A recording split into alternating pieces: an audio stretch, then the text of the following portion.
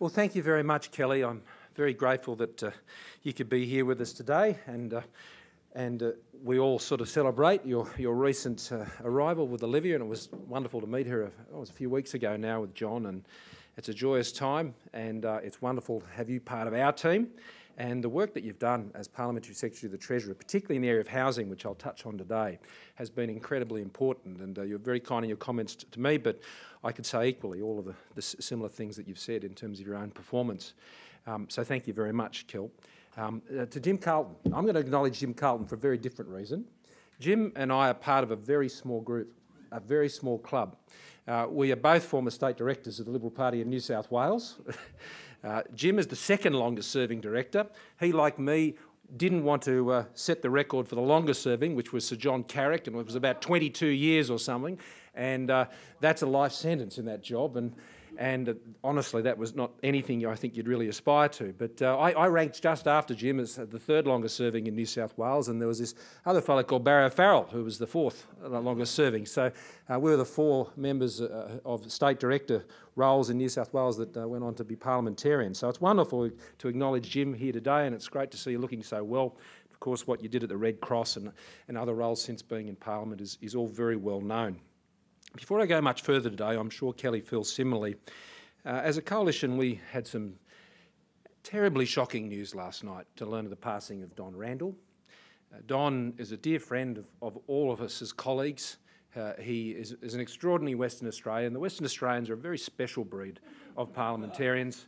They, from both sides of the House, they are very, not that there's that many Labor members from that state, but they do have a close affinity with each other. It's a tough job coming all the way from WA to serve as a federal parliamentarian in Canberra. And to Don's wife and his family, I'm sure Kelly would agree, we really do extend our deepest sympathies. This is a terribly difficult time for his family. It's a great shock and a reminder to all of us about what is really important in life. So we remember you, Don, and we will miss you terribly. But today's topic, as John, thank you very much for your comments. It is important to lay out the rationale for why we want to do what we want to do. And as I sort of survey the landscape of the challenges that we have, what I'm seeking to do today is draw together a number of those thoughts, and having been in this portfolio now from just over 6 months, and we have already achieved quite a deal. And Kelly mentioned the reforms to the pension, and there's also the seniors supplement and other areas of defined benefit scheme payments. So there are other matters we're still continuing to pursue through the Parliament, but we are getting on with the job of fixing the budget and reforming the system and doing all of these things. But we're just getting started. There is a long way to go here, and I wanted to tell you why today. In 1989. We all remember what happened. The Berlin Wall fell. And Francis Fukuyama described these events as the end of history. Now, while this can now be seen as an excitable commentary, no doubt the sentiment actually was accurate. This was a forever world-changing event. And just as remarkable, though, as the dramatic fall of communism was the fact that its destructive force had emerged, matured, and wreaked its misery in the space of more or less just one generation. Now, this is a chilling reminder of the power of dangerous ideas in the modern world. Such threats are even more dangerous today with modern communications and the things we know well, as we have seen with extreme Islam, following a very similar path. You can do a lot of damage in the space of just one generation. And thankfully, there were heroes in that generation, none less than Margaret Thatcher and Ronald Reagan, who made it their life's work to tear down that wall. And they based this on an unshakable conviction that a system that crushed the human spirit and denied its potential could not stand. And it didn't. This year, though, we have witnessed the collapse of another socialist-inspired edifice of a very different kind. And this time it occurred in Greece. In just one generation, Greece has been forced to surrender their economic sovereignty. The source of their troubles can be traced back, amongst other contributing factors, to the election of the socialist PASOK government under Andreas Papandreou in 1981. PASOK ruled Greece for 19 of the next 22 years, enshrining the modern Greek age of welfare entitlement. In PASOK's first 2 years, Greece's ratio of debt to GDP increased from 21 to 32%. In 1983, the OECD said of Greece that reducing the current structural component of government borrowing is all the more urgent since in the years ahead, social transfers are projected to grow markedly. Now, the report's warnings cited as evidence large increases in pensions flowing from the significant extension of both coverage and rights, the projected ageing of the population, and planned expansions in social services expenditure. Now, instead of heeding that warning, the welfare continued to flow and the debt continued to mount. When they were defeated in 2004, debt to GDP had already eclipsed 100% on their watch and was hovering at just under that mark at the time of the election. Debt was out of control, and when the GFC hit, all of Greece's fiscal defences were down. And at the end of 2014, Greek debt to GDP was 177%. Now, no doubt the welfare measures were well-intentioned and in many cases, I'm sure, addressed some serious social injustices in Greek society. But history has proved they were unaffordable and unsustainable. This all happened in the space of 1 generation. And today, those who the Greek socialists claim would be the beneficiaries of their welfare reforms have become their victims. Drachmanomics has shut the ATMs. It's forced pensioners into the streets in tears and economically cursed at least one Greek generation and perhaps more. But it wasn't just the failed policies of Greece's political leaders that led Greece to this point. This didn't occur in a closed communist state. This occurred in the birthplace of democracy, with elected governments. Churchill once cheekily described democracy as the worst system of government except for all the others. And you know, democracy can guarantee an elected government, but it doesn't necessarily guarantee a good one. The Greek electorate has been complicit in its demise.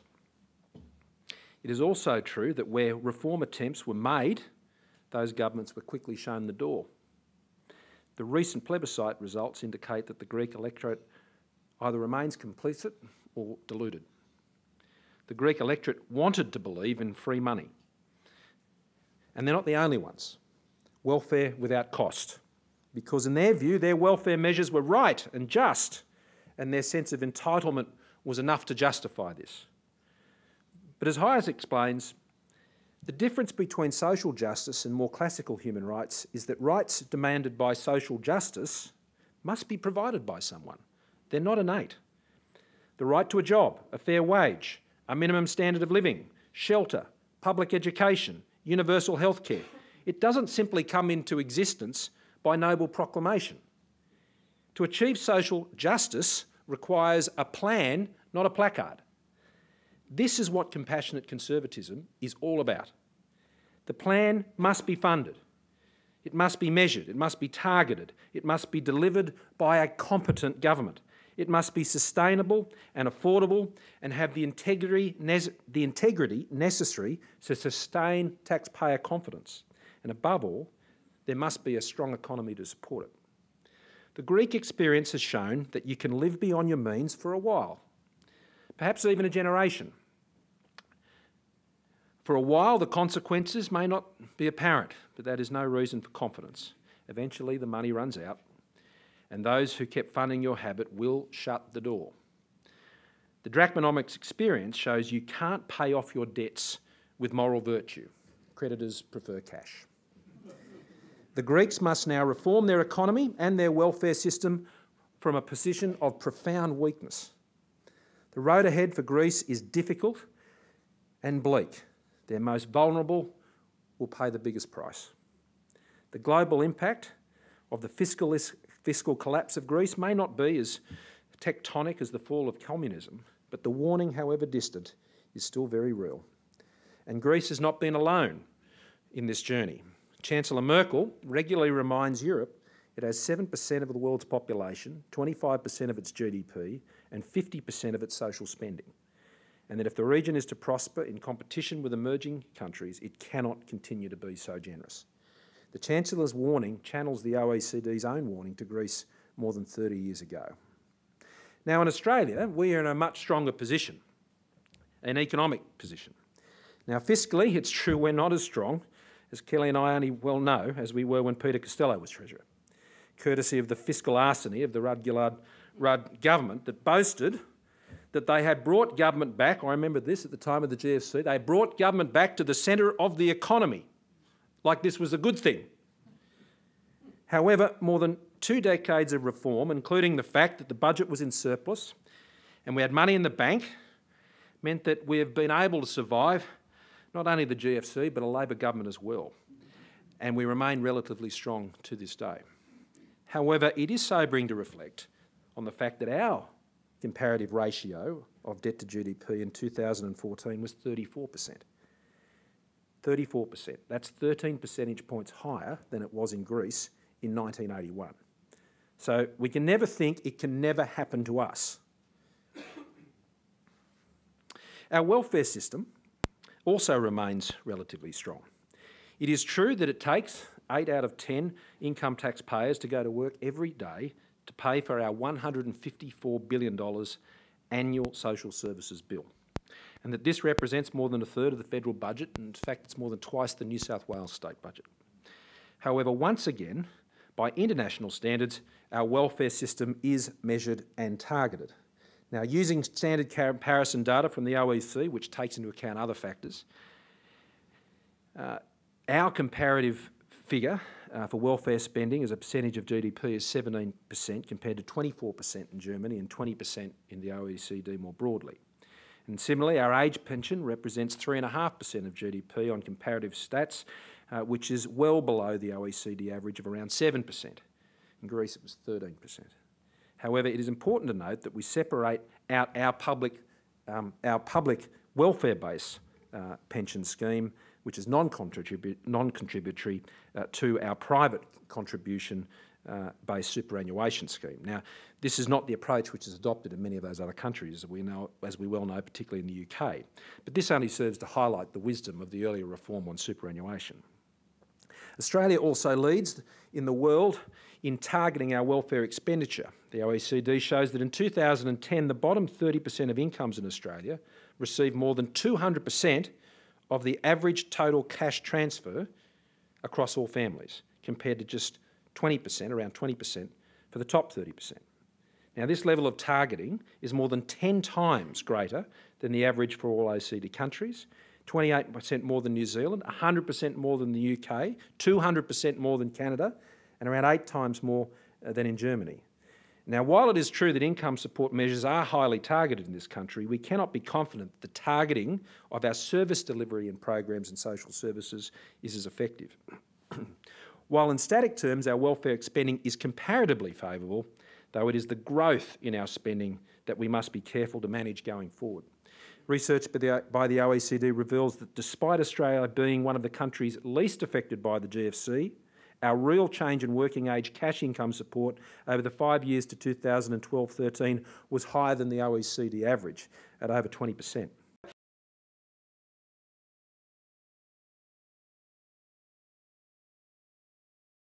$150 billion now. Now, this includes a doubling in expenditure on the age and disability pensions and job seeker allowance, a 4-fold increase in care income support, and a 350% increase in childcare subsidies. Going forward, social services expenditure is projected to rise by 21% over the budget and forward estimates to $187 billion, an increase in annual terms of $33 billion from where it is now 4 years hence. In 10 years, the budget will hit $277 billion, growing at a nominal rate around 5.6% a year, and in real terms it's about 3.5%. This growth will be fuelled by our ageing population and the indexation of benefits to rising costs of living. However, the most significant event on the social services landscape over the next few years will be the impact of the policy decision to move forward with the National Disability Insurance Scheme. That will require the single biggest increase. And by 2018-19, the Commonwealth cost will increase from less than $1 billion now to almost $20 billion in that year.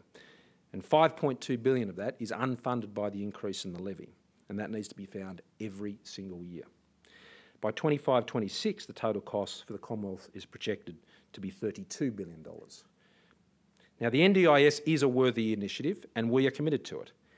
But our job is now to turn this worthy idea that others announced into something that a coalition government can actually implement and make real for those who are affected by disability and to change their futures. It's one thing to announce these things, it's much harder to implement them, and we're tasked with that responsibility. Now, we're not alone in dealing with these issues. The bottom line is we have to spend our social services budget more effectively to reduce the long-term pressures on the budget, to free up resources to target support to those who need it most, and to ensure that our safety net is sustainable. We need to spend the money better.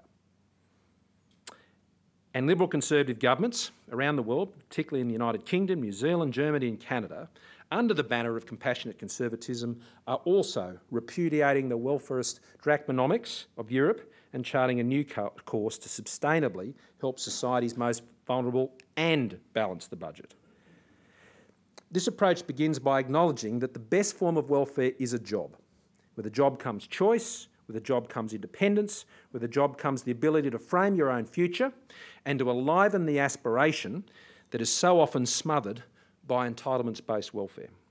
This is an agenda rooted in our sincere belief in the individual and the family as the central building blocks of our society and our economy.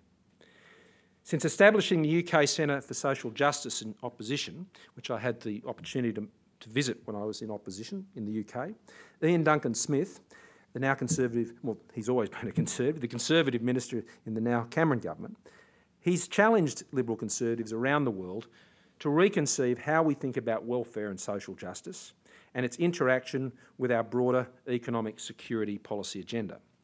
Duncan Smith has challenged the monopoly that social democrats believe they have on compassion, but at the same time championed the role that welfare policy can have to restore individuals and families, not just break their fall.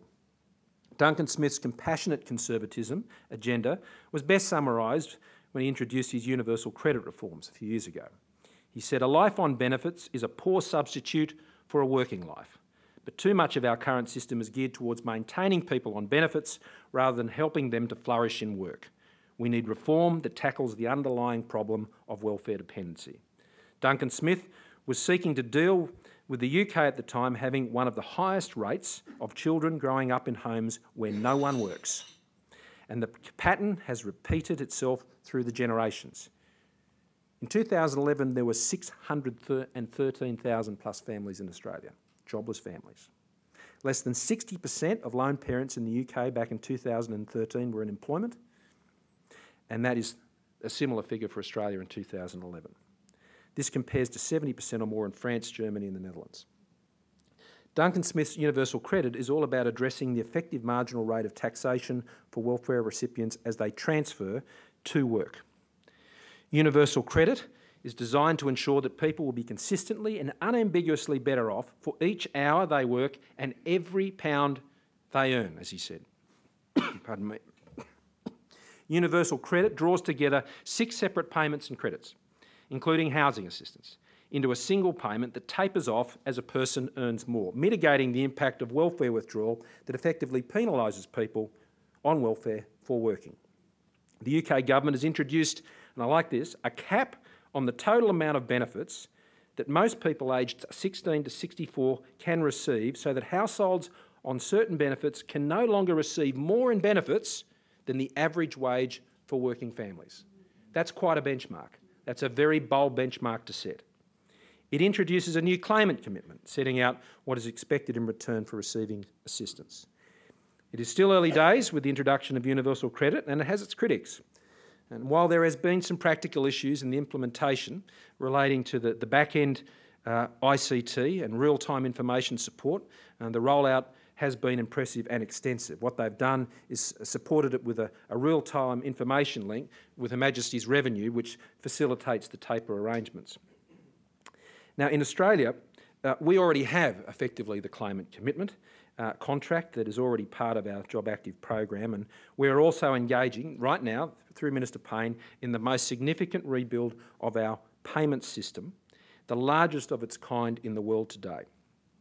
This will provide the government with greater dexterity in managing income support payments and enable policy to focus more on understanding and managing what the individual and the family is receiving, rather than the siloed perspective currently defined by our ACT system of delivering just a series of separate payments. We're also moving towards the implementation of our own RTI system known as one-touch payroll. Now, this will link up with the Australian Taxation Office and enable real-time management of family incomes rather than having to rely on the estimation method as is currently done. Where there is more work to be done, though, is the consolidation of payments, and this was recommended by Patrick McClure in his report earlier this year, where he pointed out we have 20 separate payments and more than 50 supplements in our system. It's a lot. And Patrick recommended reducing this to just 5 payments and 4 categories of supplements.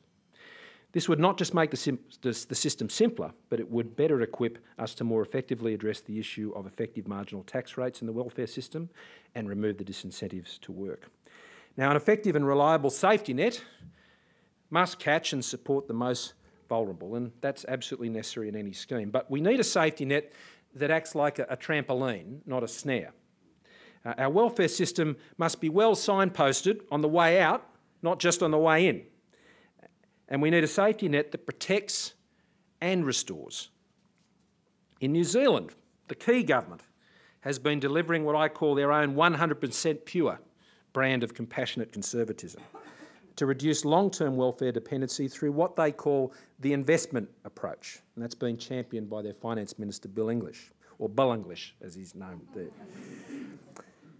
The investment approach, I was going to tell a Mark Textor story. He's known as Tix over there. The investment approach aims to direct the funding where it will do the most good and establish a clearer link between the application of funds and how they impact on people's risk of long-term benefits receipt. And this is an amazing system. The approach involves an annual actuarial valuation of the forward liability of the welfare system for people of working age, a multi-category appropriation which provides greater flexibility to direct funding to where it will be most effective at improving long-term employment. So this includes the ability to stop, trial and expand programs and services real-time and move funding to where it improves outcomes, removing some of the shackles that apply to much of how our social welfare expenditure is spent. And a strong accountability mechanism where performance is measured transparency as part of that actuarial model by continually assessing the future liability. The approach effectively runs the welfare system like an insurance company, where the taxpayer is paying the premiums. Its job is to successfully intervene and reduce liabilities by helping people become independent and lessen their reliance on the welfare system and hence the liability on the taxpayer in the future. Initial outcomes of the New Zealand analysis has directed the focus of the intervention to teenage youth and young female single parents in particular. While teenage recipients of benefits were found to be small in the overall scheme of things, the analysis identified that 75%, or $57 billion of the total $76 billion liability, related to beneficiaries who entered the system as teenagers. In addition, more than a third of all new youth beneficiaries were entering the system as parents, particularly females. Further analysis showed that the young people who received the benefit in their own right at age of 16 or 17 had very high rates of contacts with the benefit system previously, 1/3 having substantiated emotional, physical or sexual abuse or neglect, and 1 in 4 having contact with the justice services in adolescence, and for young men that was more than 1 in 3. For a large proportion of youth, the path to dependency was established long before they began receiving benefits in their own right. Train had already left the station. The analysis also showed that 55% of those who were returning to claim benefits, 65% for unemployment, did so within 12 months of exiting the system, highlighting a further problem of welfare recidivism. Now, the analysis concluded that early support to youth was necessary for future long-term benefit numbers to be reduced. And for these young people, simple work placement alone would not be sufficient. Programs would need to be needed to help overcome fairly entrenched barriers to sustainable employment, and so young people could get a job and stick in a job. And there were a series of initiatives that were introduced. There was tailored case management support, transition to work grants, increased work obligations for sole parents, and they looked at this analysis and had control groups and compared it to the other beneficiaries. And from introducing those schemes, what they found in their first review and analysis after the scheme was introduced, that almost $1.8 billion was reduced in liabilities from job seekers and sole parents going off benefits, as well as lower than expected numbers coming on, and a further reduction of $2.6 billion when these results were extrapolated forward. They could measure it, they could see it, and they put money into it where it was going to make a difference. Now in Australia, we're heading in exactly the same direction.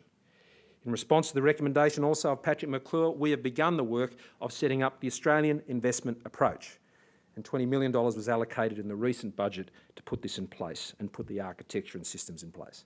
Tendering processes are underway to select the preferred providers of these services, and we expect initial results of the analysis early in the new year, and that will frame many of our policies going forward into the next budget.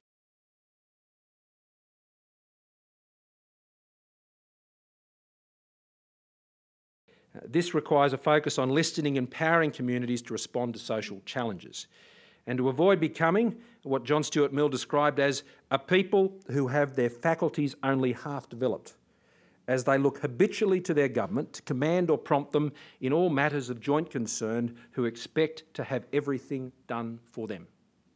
Simply paying our taxes and expecting the government to do the rest is not good enough. We cannot allow an all-encompassing state-run welfare system to anaesthetise our citizens to community, what Burke called his civil platoons. Paying taxes is the law. As citizens, as Australians, it is our natural instinct to go further. Let's not let that instinct be muffled. This generous sentiment needs to be more effectively harnessed. And social impact bonds are an area of innovation that not only empowers community engagement but also enlists private capital, private investment as well. This is where private investors provide capital and operational funding for particular community-based social programs, and they receive a dividend payment on the bond plus the principal from government, funded from the savings generated from the successful impact of the program on predefined metrics. Social impact bonds allow us to extend the financial risk of funding and delivering social services to include the private sector, not to replace, but to extend. SIBs are being used to help single mothers at risk in Canada, unemployed migrants in Belgium, the homeless in Ireland, unemployed youth in Germany, diabetics in Israel, and New Zealanders with mental health challenges. In New South Wales, the Baird government is leading the way and is conducting 3 SIB pilots in the areas of family support, child safety and recidivism. Mission Australia has partnered with Social Finance Australia to develop a social benefit bond to reduce prisoner reoffending rates. The Benevolent Society is partnering with Westpac and the Commonwealth Bank to strengthen families and reduce the need for foster care. Uniting Care Children is being supported by Social Ventures Australia to expand the existing new parent and infant network known as New PIN with $7 million for 4 additional new PIN centres, and they're achieving a 7.5% return on their funds. I anticipate that the compilation of the information base on Commonwealth welfare liabilities through the Australian investment approach will have the added benefit of enabling SIB opportunities to be more effectively evaluated at the federal level. Now, this all forms part of the broader work being done by the Prime Minister's Community Business Partnership that brings together leaders from the business and community sectors to promote philanthropic giving and investment in Australia. There's one last thing I wanted to raise today. It's not only bigger than government, but it's also bigger than any one government. Better partnerships are needed with the states and territories. Today, the Prime Minister is meeting with premiers to discuss many of the issues that challenge and confound our federation. Housing is one of those issues and is on the agenda for discussion today. It is an area where our federation is failing us. We are spending more than, together, states and Commonwealth, $10 billion a year and making very, very little progress. And that's been the case for some time. The Commonwealth accounts for around 60% of this expenditure. And in 2014-15, this equates to $6.3 billion. I think there's a perception out there that the states spend all the money on housing and homelessness and things like this. It's actually the Commonwealth, and it is a predominant responsibility of the states. Now, Commonwealth Rental Assistance accounts for the majority of this investment at $4.2 billion, and the balance being transfers to the states. And the CRA has been increasing at a rate of almost 7% a year. And at the same time, state housing expenditures have been flat. There are few issues more important to ensuring the welfare of Australians than housing. Housing provides the stability and certainty needed for individuals and families to deal with the many challenges they face. Unemployment, the breakdown of relationships, a place to care for those you're caring for, a place of refuge from violence, and the list just goes on. It is also the principal source of wealth for most families. Australians hold more than $5 trillion in real estate and dwelling assets. You will find housing failures at the centre of most social service challenges. It's either the cause or the consequence. 2/3 of Australians either own or are paying off their home. The balance is in rental accommodation, and almost half of those are receiving some form of housing benefit. Despite the best efforts of many on both sides of politics, all well-intentioned, more than 100,000 Australians remain homeless today. Hasn't changed. For those seeking to buy their own home, the price has more than doubled the increase in wages over the past 25 years. And that's average across the country. Obviously in my hometown of Sydney it's much stronger than that, but equally here in Melbourne, as we've seen more recently. And go back a few years and Perth was going through something very similar. More than 30% of family income is now required to meet median loan repayments. Now that breaches one of the many housing affordability threshold indices. The ratio of owner-occupied housing debt to disposable income is now more than 90%, and that's up from 55% in December 2000. The supply of housing, as Kelly has articulated so well, is simply not keeping up with demand. While record low interest rates is extending credit to more home purchases, the lack of stock is forcing up prices. Fortunately for renters, wages and rents have moved largely at a similar pace to wages and rents as a proportion of gross household income, and they remain well below the 30% affordability threshold. Now in Australia, private rental accommodation is supported by a large pool of mum and dad investors making private rental stock available through negative gearing. By number, almost 80% of these investors are middle-income Australians earning $80,000 a year or less, and they own just one property on average. They are school teachers, police officers, nurses and office workers saving and investing to provide for their financial security. You'd think the way some people go around about negative gearing, that apparently these people are the problem. These people are the solution. They're saving, they're investing, they're providing for themselves. They may not at lower levels of income because their incomes are lower, the actual value of the tax deduction is less, but in number, they are the majority. Working Australian families trying to get ahead, and in doing so, creating a pool of rental properties that are there for people to rent in that part of the market. Now, the difference between our market and those overseas is in overseas, particularly in Europe and the US less so, but that area is taken up by institutional investors. That doesn't happen here. So who would you rather be bidding against at an auction? A mum and dad investor or the AMP? I think negative gearing gets a bad rap, and I think it's important we stand up for those who are trying to provide for their future. For more than 1 million households relying on Commonwealth rental assistance, while the costs have sharply risen for the taxpayer, the indexation to CPI has meant a widening gap between the level of support and the cost, particularly in our large cities. Social housing stock is static at around 400,000 units. Commonwealth rental assistance supports over about 1.2 million families. Social housing stock is at 400,000 and has just been stuck there for years. The only real change has been internal transfers from public housing to community housing stock. And affordable housing initiatives, well, they've had very mixed success. The Western Australians have done quite well, but very few are able to scale up to the level of supply needed to make a real difference at a sustainable level of taxpayer support. The NRAS scheme, while promising much, cost 150% higher per unit than social housing and CRA. Well-intentioned, but just didn't make the grade.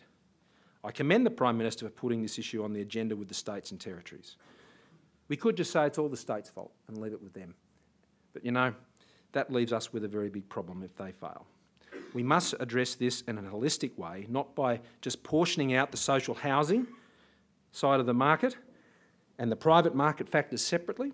The full list of interconnected issues must be on the table for this discussion between the Commonwealth and the states. This means land release planning, regulation reform, infrastructure provision, seniors downsizing incentives, transaction taxes, management and financing of social housing stock, the interface between the CRA and wraparound services that transition people from homelessness to independent housing. That's just to name a few.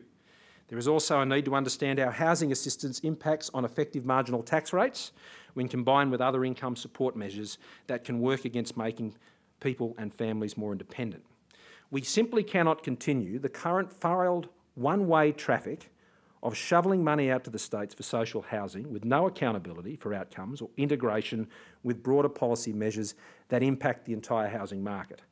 For the federal government, such an approach means that the federal taxpayer ends up paying to deal with the same problem twice, because a housing policy failure at the state level only compounds the income support response at the federal level, which is then required. To borrow a phrase from Bill English, the approach just services misery rather than relieving it. But there are examples of how things can be done as a way to guide us. Last week I was in Perth at a project called Foyer Oxford, which was run by Anglicare, and they brought together federal and state governments, the local community housing organisation, the local TAFE, and $1 million from BHP in philanthropy to create 98 accommodation units to transition young homeless Australians in Perth to long-term accommodation. The building is an oasis of stability where young people can make good decisions, get themselves sorted out into education and employment and move on. The success rate at transfers into long-term accommodation is 80%. Apart from the obvious nature of this success, what makes this project even more important is that it deals with one of the other great weaknesses in our welfare system, which is transience. Transient disadvantage caused by the loss of a job or an escape from domestic violence. Transient disadvantage caused by an accident or illness while you restore your capability. Transient withdrawal from work due to caring responsibilities in the knowledge that one day you will have to return. For the majority of Australians, our goal must be for the welfare system to be a transit stop, not a destination. We must deal with the changing circumstances of life and the disruptions that can take place more effectively than we do today. Our compassionate conservative view of a future positive welfare system is one that is more effective, more restorative, more reliable, more sustainable, more accountable, more innovative, engaging and more flexible. It's better targeted, and ultimately that means a lesser proportion of the population dependent on the system. In Greece, they showed how getting it wrong on welfare for a generation could destroy their economy. Equally, we can demonstrate how getting it right on welfare for a generation can have the opposite effect. Thank you for your attention.